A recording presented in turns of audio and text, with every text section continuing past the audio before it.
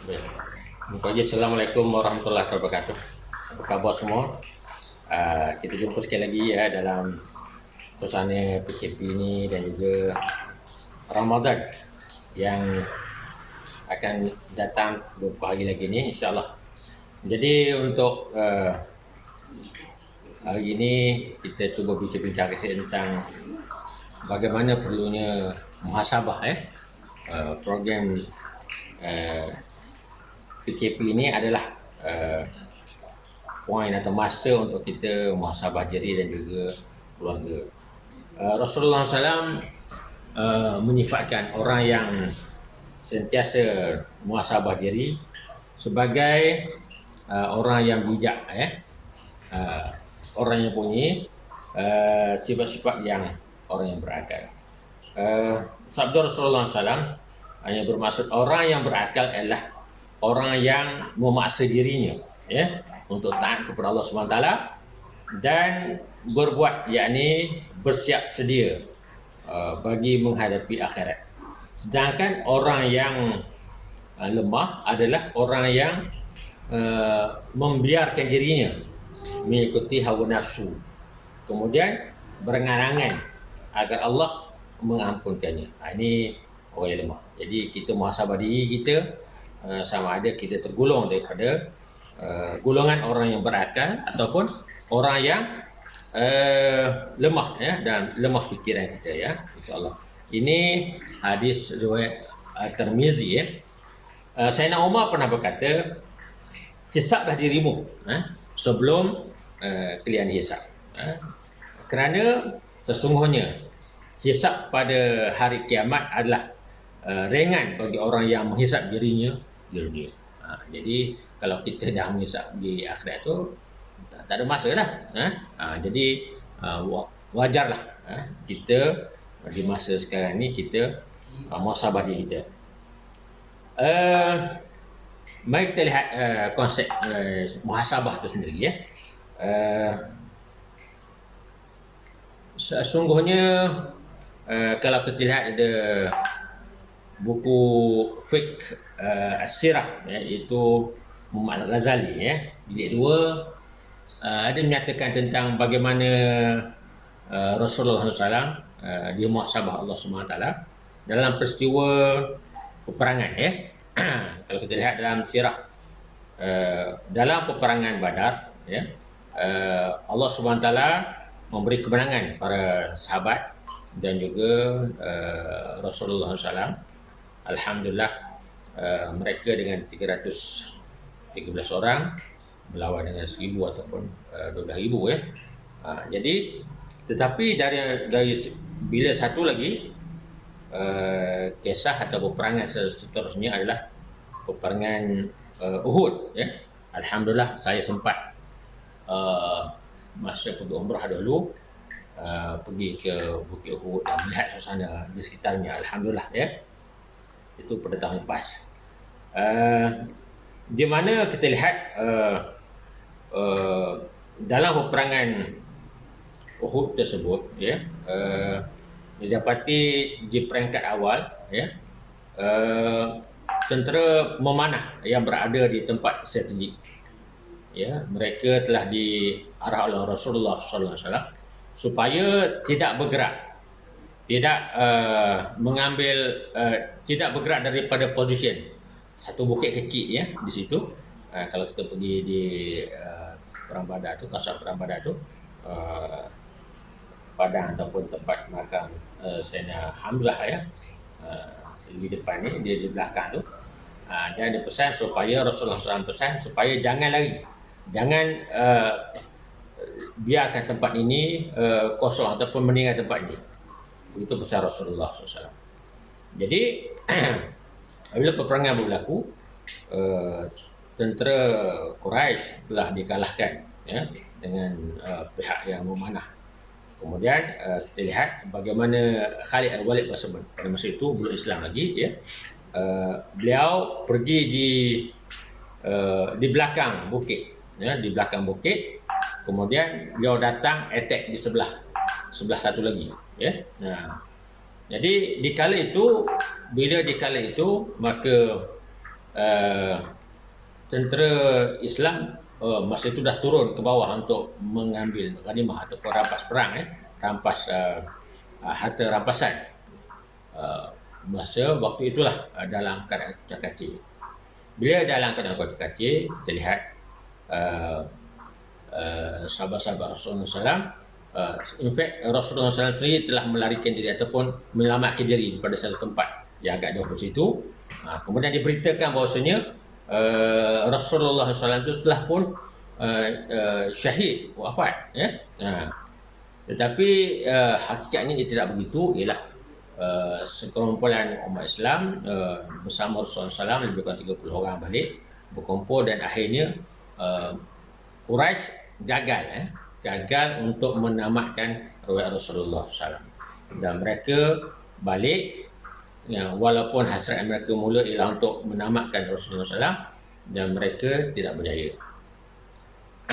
Jadi kita lihat di sini bagaimana suasana ini berlaku, dan Allah SWT muhasabah sahabat Rasulullah SAW.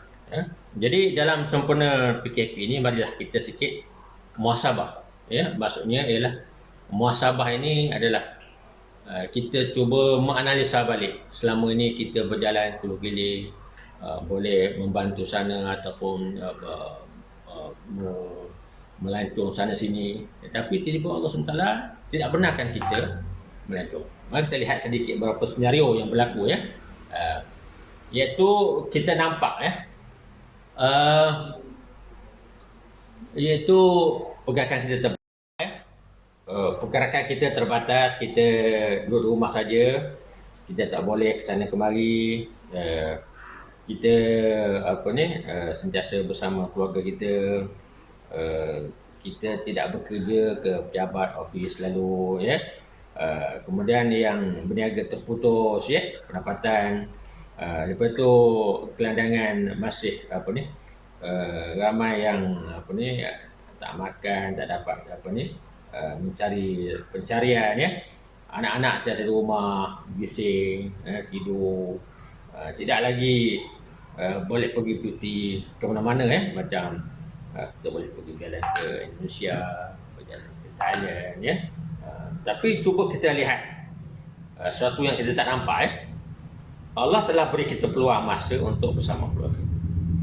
Jadi sebelum ni tak berapa, jadi jika ada susah, kadang-kadang kita susah pun nak bersua muka dengan anak beranak, adik-beradik, ataupun dalam family pun, orang ni kerja pagi, ni kerja petang.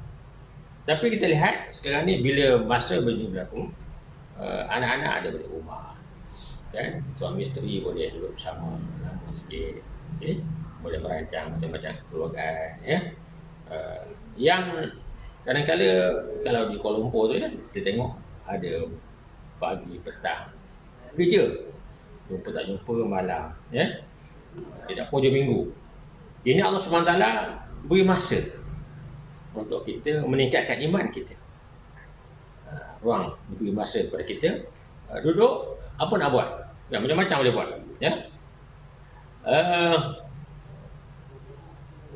jadi kadang-kadang kita tengok gelandangan, gelandangan yang alhamdulillah kami bersempatan dapat bantuan ataupun dapat penyelundupan ataupun rayuan telefon daripada pelarian Rohingya, yang saya dapat baru ni, baru tiga rayuan, yang mereka tak makan, ada dua hari, dan ada satu tu 11 orang, dekat sebulan dah tidak dapat makanan. Jadi sedih dah pilu kita, terhadap mereka yang tidak mendapat makanan begini. Jadi alhamdulillah sekarang ni disebabkan itu, maka kita beri bantuan. Kalau mereka ada kawan saya bantu, dekat Pekan, dekat Muhammad, bantu. Jadi ini ada peluang. Maksudnya sebelum ini kita tak tahu pun ada orang yang sempit senarai, mereka yang mereka-mereka yang apa ni tidak ada pendapatan, ya. Bila kes ini berlaku, maka kita tahu punya ramai dekat tuan dekat Rumah Murah ataupun 12 keluarga sempat kita pergi ziarah. Jadi kita baru tahu punya ramai orang yang menghadapi masalah, ya. Jadi ini menimbulkan suasana muhabbah dan juga kasih sayang di antara orang yang sikit berada dengan orang yang kurang berada, ya. Ini satu peluang yang Allah Taala beri kepada kita. Jadi kembali pada kita sirah Rasulullah SAW, ya tadi. Jadi mereka balik muhasabah balik apa yang berlaku kepada mereka. Jadi kalau kita kata dalam dalam kalau kita bermain bola,